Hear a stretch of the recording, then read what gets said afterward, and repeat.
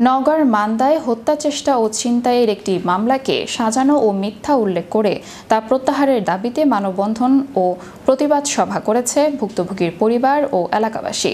বুধবার বেলা ১টার দিকে উপজেলার গোপালপুর বাজারে এ কর্মসূচি পালন করা হয়।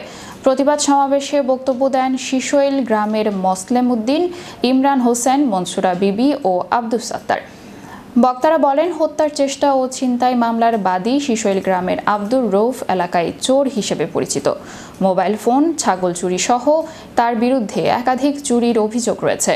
গত ২৫ অক্টোবর রাত ৭:৩০টার দিকে একই গ্রামের উজ্জ্বল হোসেনের ক্ষেত থেকে মরিচ চুরির সময় হাতে নাতে আটক করা হয়। এ সময় উত্তেজিত জনতা তাকে গণপিটুনি দেয়। পরানপুর ইউনিয়নের প্যানেল চেয়ারম্যান আতাউর রহমান বলেন, শিশোইল গ্রামের আব্দুর রৌফকে মরিচ চুরির সময় হাতে নাতে আটক করে লোকজন গণপিটুনি দেন। এ বিষয়ে ভুক্তভোগী পরিবার পরিষদের গ্রাম আদালতে একটি অভিযোগ দিয়েছেন। চেয়ারম্যান আরও বলেন, আব্দুর রৌফের মামলাটি তদন্ত না করেই নিরপরাধ মানুষকে হয়রানি করেছে পুলিশ। এ প্রসঙ্গে মান্দা থানার ভারপ্রাপ্ত কর্মকর্তা আবু রায়হান বলেন, তদন্ত না করেই মামলা হওয়ার কথা নয়। ঘটনাটির তদন্তের দায়িত্ব দেওয়া হয়েছিল এসআই সুজন খানকে। তার তদন্তের ভিত্তিতেই মামলাটি রেকর্ডভুক্ত করা হয়।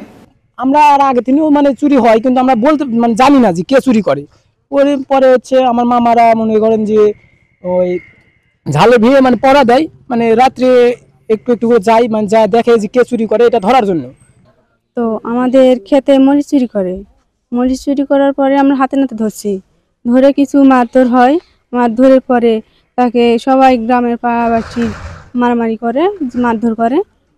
করার পরে সবাই বলে যে ছেড়ে দাও ওকে। তখন আমরা সবাই ছেড়ে দিই। ছেড়ে দেওয়ার পর ও বাড়ির যায় ও হাত পাও কাটে, মারামারি ওর বাবে নাকি ও পিটছে। পিটার পরে তখন ওগুলো হাত পাও ফাটায় রক্ত বের করে সে হসপিটালে যায়। মামলা দিছে মাদক মামলা, এটা পুরোপুরি মিথ্যা মামলা।